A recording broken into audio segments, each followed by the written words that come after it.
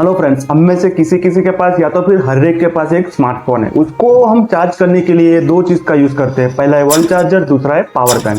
जी हाँ फ्रेंड्स, जब हम कहीं बाहर जाते हैं या तो फिर ट्रैवलिंग करते हैं तो ऑलवेज हम पावर बैंक का यूज करते हैं। लेकिन क्या आपको पता है कि पावर बैंक को परचेस करने के टाइम पे भी आपको बहुत सारी चीजों का ध्यान में रखना जरूरी है। या तो फिर अगर आप प्लान करते हो पावर बैंक परचेस करने का तो आप ये वीडियो को बिल्कुल भी स्किप मत कीजिए, एंड तक पूरा देखिए। चलिए फ्रेंड्स, वीडियो को स्टार्ट करते हैं।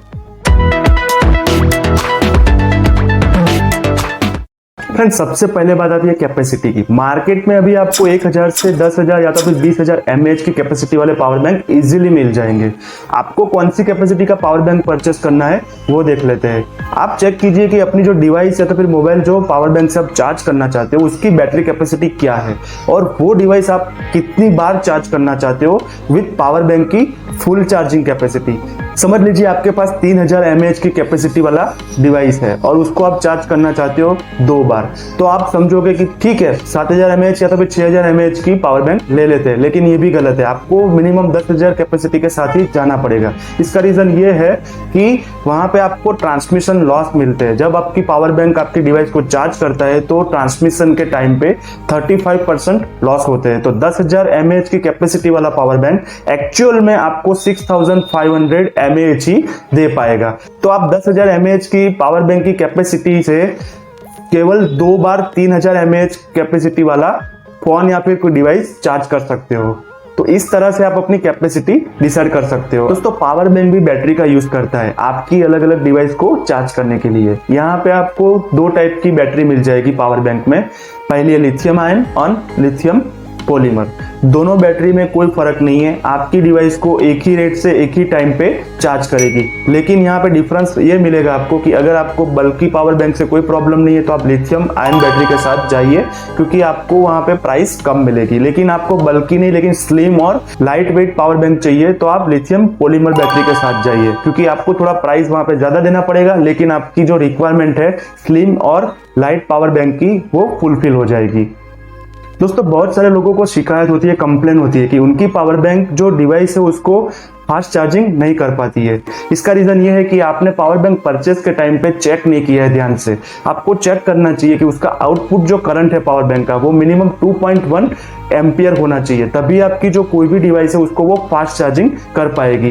क्योंकि जितना ही हाई आउटपुट आपको करंट मिलेगा पावर बैंक में, पावर बैंक से जितना ही हाई आउटपुट निकलेगा बाहर, उतना ही फास्ट आपका चार्जिंग होगा डिवाइस, मींस उतने कम टाइम में आपकी डिवाइस चार्ज हो जाएगी। तो आप चेक कीजिए कि मिनिमम 2.1 एम्पियर की आउटपुट वाली ही पावर बैंक परचेस करें। लेकिन आपको थोड़ी हाई कॉस्ट पे करनी पड़ेगी। अगर आप चाहते हो कि नॉर्मल चार्ज वाली पावर बैंक मुझे चाहिए, कोई प्रॉब्लम नहीं है मुझे अपने डिवाइस को चार्ज करने में, तो आप 2.1 एम्पियर से लो आउटपुट वाले करंट की पावर बैंक के साथ जा सकते हैं। दूसरा एक फैक्टर ये है पावर बैंक परचेस के टाइम पे आपको नंबर ऑफ पोर्ट्स कितने मिलते हैं, नंबर ऑफ चार्जिंग पोर्ट्स कितने मिलते हैं वो चेक करना जरूरी है। अगर आपको एक ही डिवाइस एक ही टाइम पे चार्ज करनी है तो आप मिनिमम पोर्ट के साथ जाइए। लेकिन अगर आपको मल्टीपल डिवाइस है, आपके घर में बहुत सारी डिवाइसेस है, उसको चार्ज करने की जरूरत रहती है बार बार, तो आप मल्टीपल पोर्ट्स के साथ जाइए। क्योंकि अगर आप मल्टीपल पोर्ट के साथ जाते हो लेकिन आप एक ही डिवाइस चार्ज करते हो बार बार, तो दूसरे जो पोर्ट है वो अनयूजेबल रहते हैं और बाद में धीरे धीरे खराब हो जाते हैं, क्योंकि उसमें डर्ट जाती रहती है।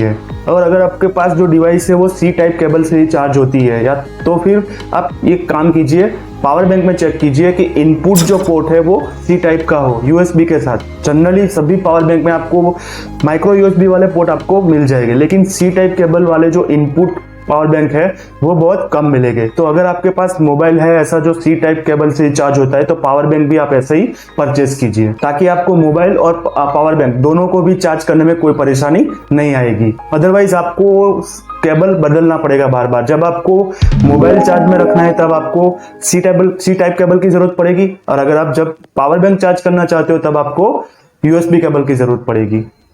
दूसरी एक बात है दोस्तों जो बहुत सारे लोग मिस करते हैं या तो फिर परचेस करने के बाद पता चलती है, वो इसकी एलईडी लाइट।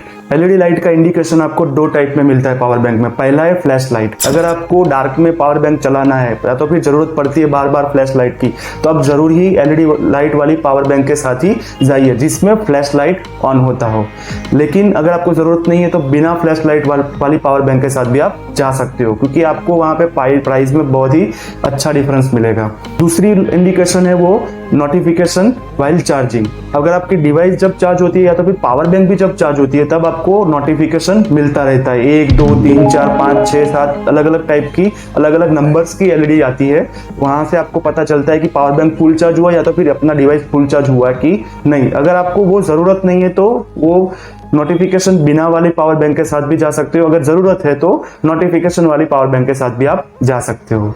दूसरे फैक्टर है दोस्तों पावर बैंक के, जैसे कि कलर, ड्यूअल कलर मिलते हैं, सिंगल कलर मिलते हैं, ट्रिपल कलर भी मिलते हैं। अगर आपको अच्छा लगता है वो कलर आप पसंद कर सकते हो। दूसरा फीचर है पावर बैंक का इनबिल्ट केबल। अगर आपके पास ऐसी डिवाइसेस है जो सी टाइप केबल से भी चार्ज होती है और माइक्रो यूएसबी केबल से भी चार्ज होती है तो आप इनबिल्ट केबल वाली पावर बैंक के साथ भी जा सकते हो। आपको वहां पे इनबिल्ट केबल मिलेंगे, माइक्रो यूएसबी भी मिलेगी और सी टाइप केबल भी मिल जाएंगे।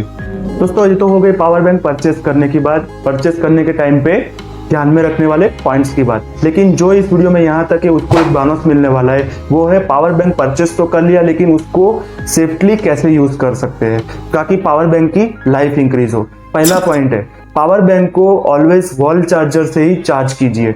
उसको चार्ज करने के लिए आप लैपटॉप से यूएसबी केबल लगा के चार्ज मत कीजिए या तो फिर कोई और डिवाइस को लगा के चार्ज मत कीजिए, क्योंकि वॉल चार्जर आपको पावर बैंक को एफिशिएंटली चार्ज कर पाएगा और आपकी पावर बैंक की बैटरी है उसकी लाइफ को मेंटेन करता रहेगा। दूसरा जो पॉइंट है वो भी इंपॉर्टेंट है। बहुत सारे लोग पावर बैंक को फ्रीक्वेंटली चार्ज करते रहते हैं, ऐसा मत कीजिए। पावर बैंक को नाइट में ही चार्ज करने के लिए रख दीजिए ताकि आपको सुबह उठने पर पावर बैंक फुल्ली चार्ज मिले। उसका एक एडवांटेज ये है कि एक ही साइकिल में आपकी पावर बैंक फुल्ली चार्ज हो जाएगी बिना डिस्टर्बेंस से। डे में अगर आप चार्ज रखते हो तो हो सकता है कि कोई ना कोई अपना मोबाइल वहां पे रख देता है, पावर बैंक को निकाल भी देता है, तो पावर बैंक का जो चार्जिंग साइकिल है वो डिस्टर्ब हो जाएगा। इससे आपकी पावर बैंक की बैटरी पे इफेक्ट पड़ता है।